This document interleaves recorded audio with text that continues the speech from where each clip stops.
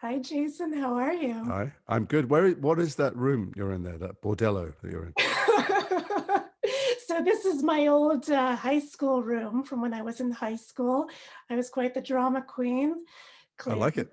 Yeah, yeah. And tell me about your room. You're in the I'm kitchen. in. This is my last day of quarantine in a hotel in Toronto, and I'm in a little hotel apartment. I've been in this room for 14 days. At 10 o'clock tonight, I'm allowed out, and I feel a little bit like a tiger who's been in a cage for 30 years. I'm going to open the doors, and I'm going to go. And now what? I don't know, where am I going to go? I feel like I'm cooped up, but I'm a bit scared to step outside the front door. But I better have, because we're shooting something this week. So. Right, and nothing's open. I can attest to that. Nothing. Toronto, unfortunately, like most of the world, is on full lockdown. But I can walk in the streets. It's an odd thing to have that taken away. I'm not much of a walker normally. I don't really walk anywhere. But when someone says you can't, suddenly I feel like I need to become an Olympic walker with a number on. Yeah. Right, and we're experiencing some snow today, so you'll have to walk through some snow.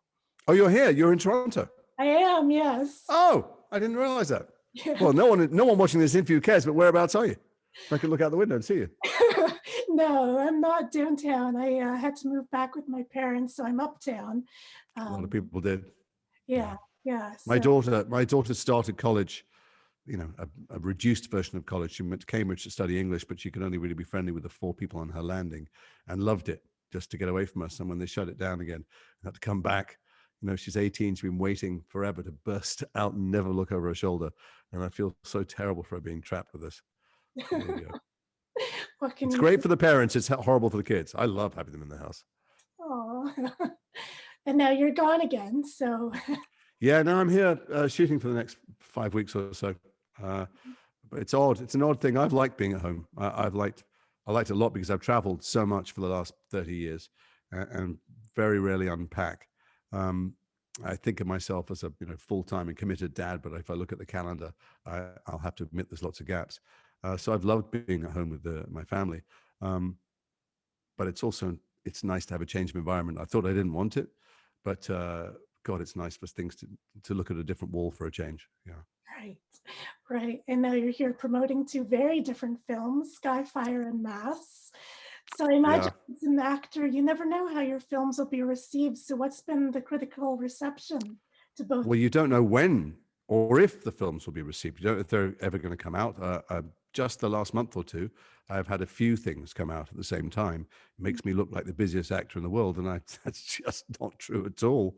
Um, so Skyfire came out all over the world. I didn't know it was going to come out in the West. It's a Chinese movie. We made it. It's a gigantic Chinese volcano action movie, disaster movie, we used to call them in the West, although in China they call them rescue movies, which tells you something about their different attitude.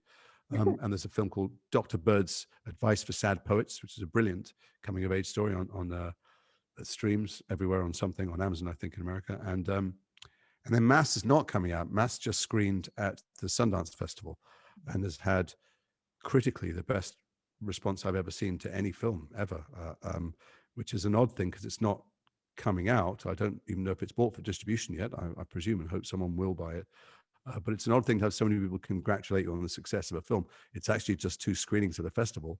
And, we'll see if the whole world reacts the way the film critics have. I don't know. Skyfire has already proved itself it's not a critical success because it's a big old silly popcorn adventure movie, but it does exactly what it says on the tin. You want to escape this world and the lockdown and the gloom for a couple of hours and have just a crazy tongue-in-cheek big emotional volcanoes exploding movie, then that's what you click. What was it like filming in Malaysia? It was wild. I mean, we didn't film it looks like a beautiful luxury island resort. In fact, numbers of journalists asked me what it was like filming near a live volcano, and I don't quite know how to respond to that. I don't want to pull the curtain back on Oz too much. There was not a live volcano. But where we shot was not where I was staying. So it looks like this extraordinary resort. What it really was a half-built resort where the water in the pools wasn't safe to swim in, and the beach was an inch deep, the sand, before there was tar underneath it, and the palm trees were held up by girders and stuff. But we lived in a horrible concrete jungle a couple of miles away. I didn't get to see the beautiful part of Malaysia. What it was like filming on a Chinese film set was eye-opening, though. It was really, it was just extraordinary. I had expected it supposed to be just like filming in the West, but with different people whose language I couldn't understand. But it wasn't. There was a different attitude to work completely. First of all, they weren't used to having days off. So the Chinese, even the big stars and all the crew, when they make a project there, they worked 7 days a week, whether it was 6 months long or a year long. They just didn't have any days off. So we actually had Sundays off, and they didn't know what to do themselves. They also don't have, if I understand it rightly, what we have in the West, which is certain guild protections for working hours. So if you finish at 10 o'clock at night, you can't start till 10 o'clock in the morning or 9 o'clock in the morning. They didn't have any of that stuff. So if you finish at 3 in the morning on their films normally, you could start again at 6. We didn't do that because, I don't know, it didn't seem that smart to me. But so there was that, and there was just there's a lot of clowning around on Western film sets. There's a lot of jocular banter. I mean, conceivably it was happening in Mandarin or Cantonese around me, but I don't think it was. There was a kind of, we're going to get this done. We're going to build this, build this arc thing. And also I think they when it came to special effects and gigantic real life practical things, there was just nothing that they wouldn't and couldn't do and throw manpower and resources at. I don't know if it costs the same as the West. So you get value for, if you're making a film in China, you can make for $50 million what would cost you $200 million in the West. So this is a gigantic looking movie on a reasonable budget, I think. Wow. And I thought it was interesting what you said about Mandarin, how the inflection goes down when they're speaking, whereas here we go way up. Sure. Well, I had to speak some Chinese in the film. That wasn't in the original script. There wasn't any. And we got there, and what became clear is that some of the scenes would work better. I meant to look like I understand Chinese. So some of the scenes would work better if I said, hey, come in, sit down, have a drink. Maybe we should speak in English or something in Mandarin. So they would run it by me, but and I'm pretty good. I speak some languages and I have a good ear. I'm a good mimic, could do accents. It's a totally different planet. It's not like adjusting from French to Spanish to German or something. It's just, it's rising inflection or falling inflection or a high tone or a low tone. And you can make exactly the same sound to my ear. And instead of it saying, would you like a drink? It's your mother looks like donkey's ass or something, So it's like, it's very, so they kept on whittling down to be like, well, why don't you just say, sit down, let's speak in English. And they go, why don't you just say English? So my things are, but there were some bits unavoidably I needed to speak the language, and even how to express emotion, how people expressed emotion. So as you said about how you ask a question, particularly how you ask a question, it was by going down and with a forceful last word. When I was trying to ask a gentle, tender question to a child who may have lost her parents, I was necessarily going up and doing, and as they were illustrating it to me, I was thinking, yeah, but you don't get the situation. But then I would watch the Chinese actors in their very emotional scenes, and they're wonderful actors. And it was not, it's one of those, sometimes you watch a film with the sound off and you go, or rather you don't understand the language, but you know what they're saying. I would never have known what they were saying without the subtitles, because emotion is expressed in a different way as well. It was very interesting. Mm-hmm. And Do you then speak some? I don't know. I tried in high school, I tried learning a bit of Cantonese. And so I could count to 5, I think it was. Let's hear it. Come on, what you got? Yeah, some say. I can still remember. Utterly convincing to me. I'm totally sold on that. And then I could say thank you in restaurants, which now I don't remember. Shishi. It's shishi. Right. Isn't it? Yeah. Thanks so much. And you can tap the table as well. Pop, pop. Yeah. Yes. That's the only bit I remember. Yes. So that I could do because they would make fun of the way I would say words. So I tapped the table. Welcome to my world. I did a film with Jackie Chan here in Toronto 20 years ago called The Tuxedo. And at one point we were in the car waiting for a long time. And there was a phrase that he thought I should say for something. And he said it to me and I said it back. And he just started weeping with laughter. I go, well, just say it again. I said, I'm saying exactly the same thing. He's, no. And it didn't matter how long we did it for. It never passed his test. Yeah. It's a whole different vowel set, and it comes from a different part of your mouth and everything. I was very intimidated and impressed by the people on the set who spoke both languages perfectly, and I felt they were very well positioned for the world that we're in and entering. And my daughters were both doing Mandarin at that stage at school before they could drop it, and I begged them, offered them actual proper money bribes to keep it on, but they both dropped it. Oh, Oh, you were with money? with actual folding cash that they could spend on what they wanted. They just wouldn't do it. They didn't like it enough. But I did. I found it amazing, and watching the film was a revelation too, because there's lots of different styles of acting in it. I mean, look, there's tons and tons of action and giant set pieces. So Simon West, the director, is just a master of that stuff. He did Tomb Raider and Con Air and a bunch of other stuff. And so he was so casual and relaxed and easy producing these incredible sequences. But the acting was interesting because on the set, I can read things. I've been doing this job for a long time. I can read what people think, how they feel, what they're doing in the scene. But it just things were a revelation to me in watching. It was interesting as well. So both watching and being aware of how when they put the film together and when they wrote the script, the central relationship that they wanted to deal with. In the West, it's always a romantic relationship. But the intergenerational thing is so key to Chinese culture that the central relationship, there are love stories and stuff, is a father-daughter. And that's true of a lot of the biggest Chinese stories. They're parent-child. So that was interesting watching that. Mhm. And so I've been following Mass, and I thought it was interesting that your writer-director, Fran, he was saying when he first met you, you scared the hell out of him. So I'm curious what that meeting was like from your perspective. Well, it's one of the most dense, maybe the most dense and layered and complicated, not complicated, but complex scripts I've ever read. It's a film essentially about four people having a conversation in a room, but it has as much drama as Skyfire. I mean, it has, massive volcanic emotional changes, and it was really hard as an actor, just really, difficult to know that you've got to sustain the audience's interest and take them on an emotional journey with just four people talking at a table. So I wanted to understand most of what happens in the room is about all the things that happen in the years leading up to the room. That's what's important. And that's what, as an audience member, you're not only taken on a journey, but this picture has to come into focus for you slowly while you're watching it. So I wanted to be clear about the things that had happened to the guy and why certain things are hot topics for him, and what, the character I play in it has been campaigning for a lot of things and has certain things he's sure about in the world and about himself, none of which are really true because none of us really know ourselves well. Sometimes other people know us better. And in a great movie, the audience understands you better than you understand yourself, and maybe you come to some self-knowledge. So I had a lot of questions about what he'd been doing and what had gone on in their marriage and what the original incident was that sparked the trauma. And I don't know that Fran had really decided on the specifics, but acting is specific. You can't go, oh, he's just really upset because this bad thing happened. When did it happen? What did he do that day? For me and my wife in the story, Martha Plimpton, do we still sleep in the same bedroom? If not, when did that stop?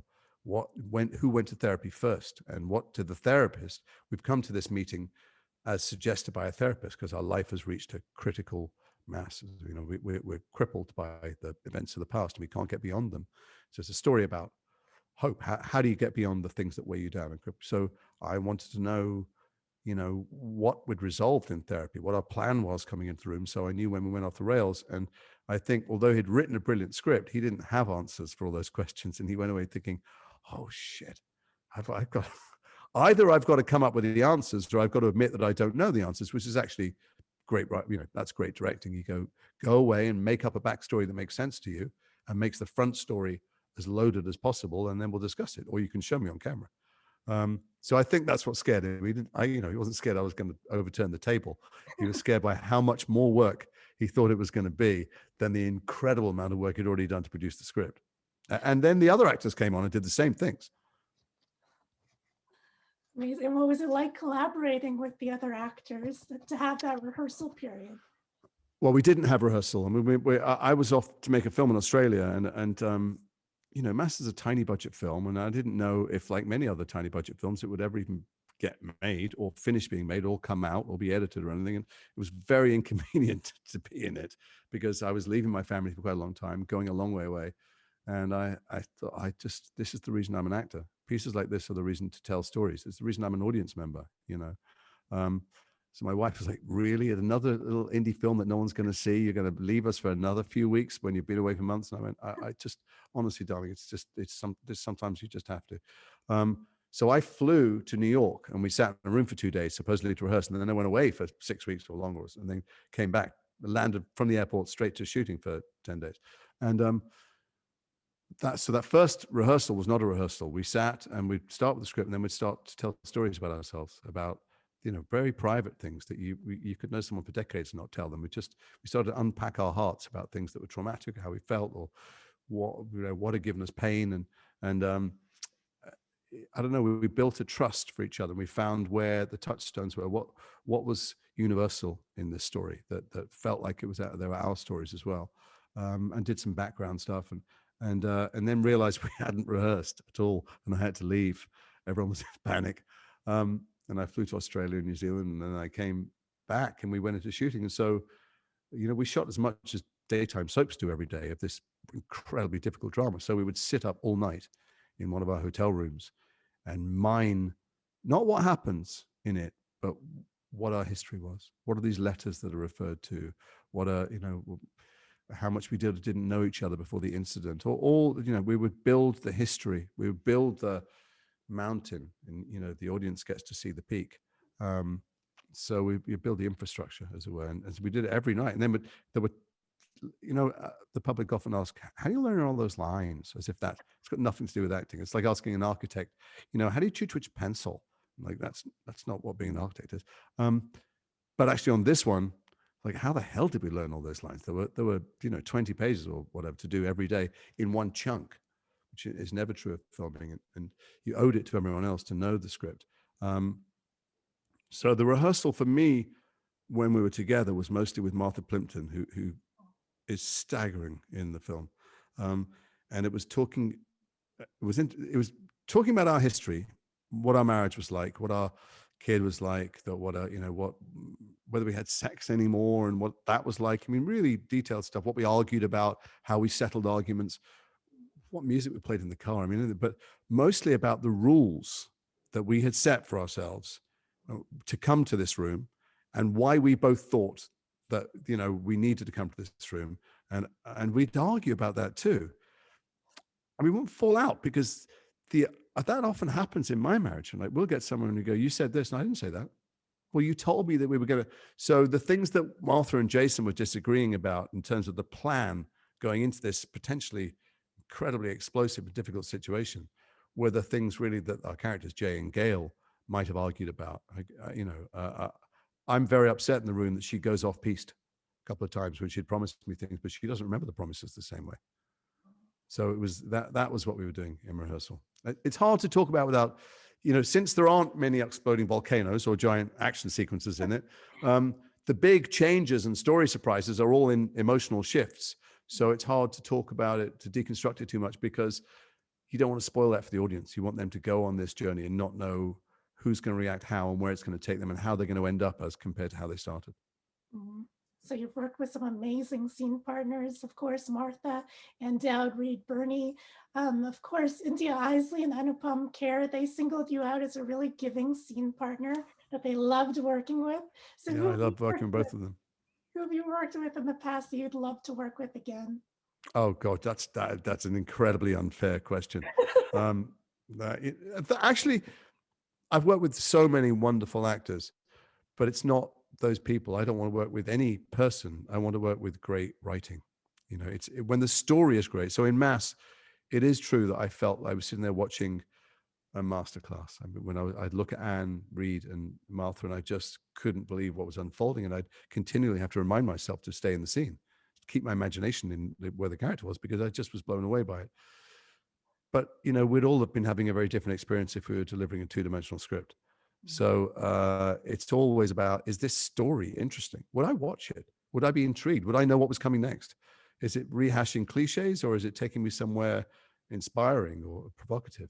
So it's never about the person. It's always about the material. Mm-hmm.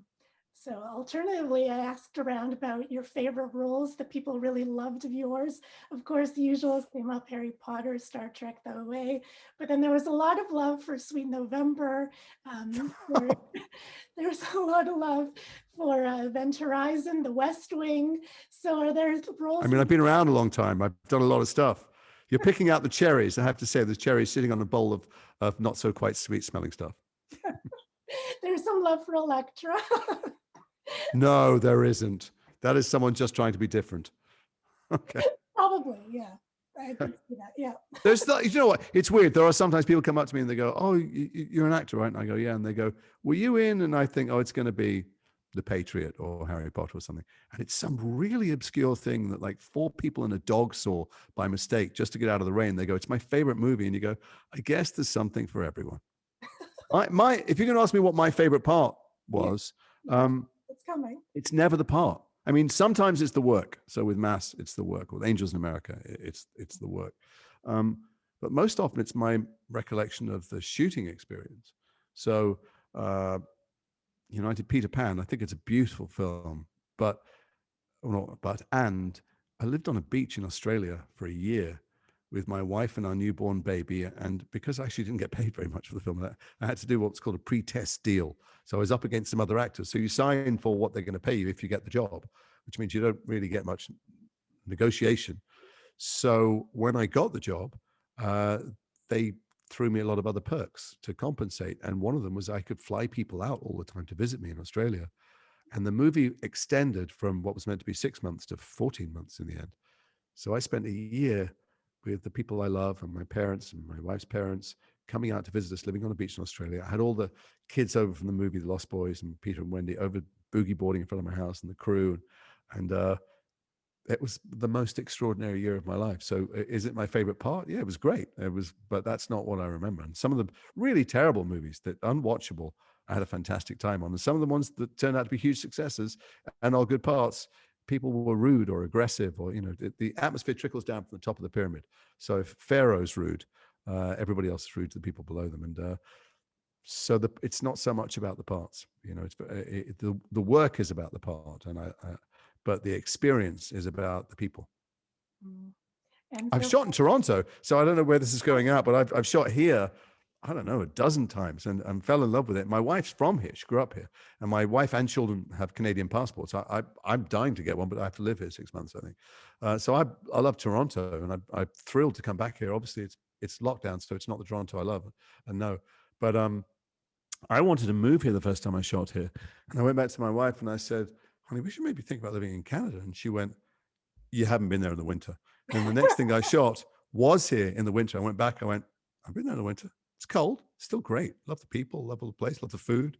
And some part of us wish that we had been here during lockdown instead of Britain, where our government has handled it so appallingly badly. And there's such a lack of unity after Brexit. And, a big part of me wishes we'd been riding it out here by a lake somewhere. My kids went, "Let's get a lake house," because that's one of the things we've done when we've shot here over the summer. A lot of Canadian people in Ontario, at least, spend some time at a cottage, at a lake. They rent one or they own one. And they said, "Well, if we're going to have to be in lockdown, let's go to a lake." And I went, "Guys, you've only been to the lake during the summer. Let me show you some pictures. It's like The Shining. Do you really want to go? You have to winched into this house and never come out again." They went, "Still, be an experience." Anyway, we didn't do it. it's true. There's nothing like Canadian winters. It's brutal.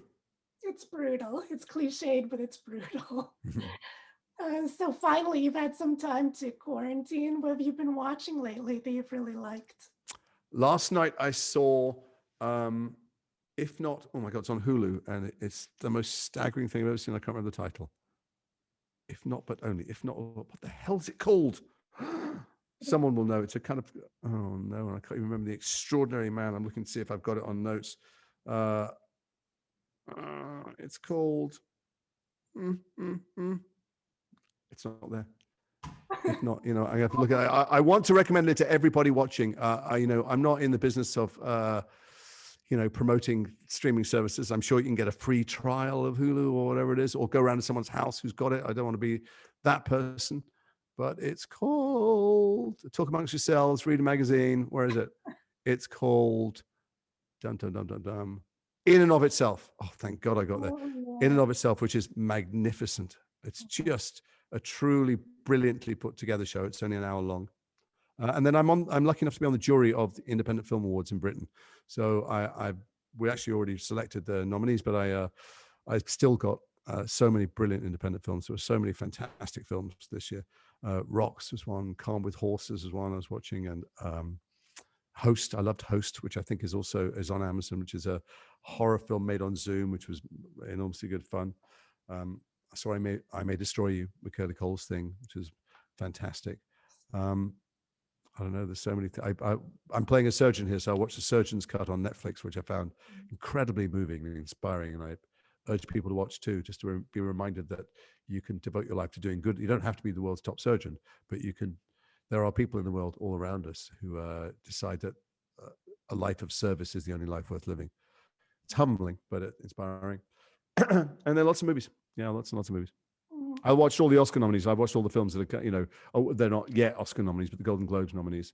And some of them are terrible and some of them are brilliant. Don't ask me to tell you which ones. I can imagine. I've seen them. What are your favorites this year?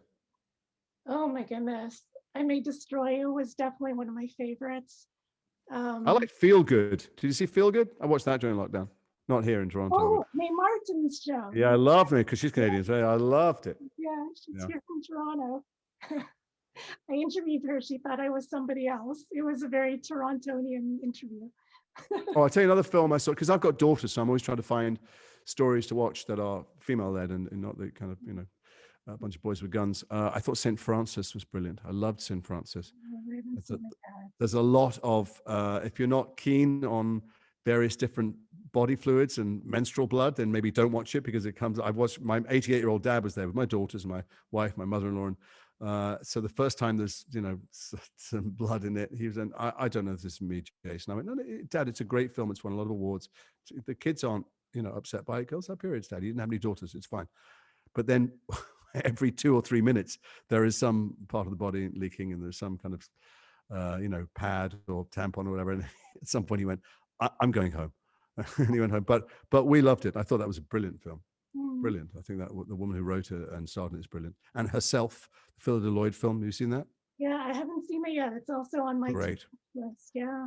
Imagine making a film about domestic violence that doesn't shirk from it, but it's not a PSA. You can feel uplifted, inspired, whilst horrified. It's just, yeah, it's a great film. Wow. Thank you so much. Thank you for your time. I really appreciate it, Jason. I've got nothing but time. I'm in quarantine. I could do another 4 hours, but thank you for your time. I'll see you on the streets of Toronto.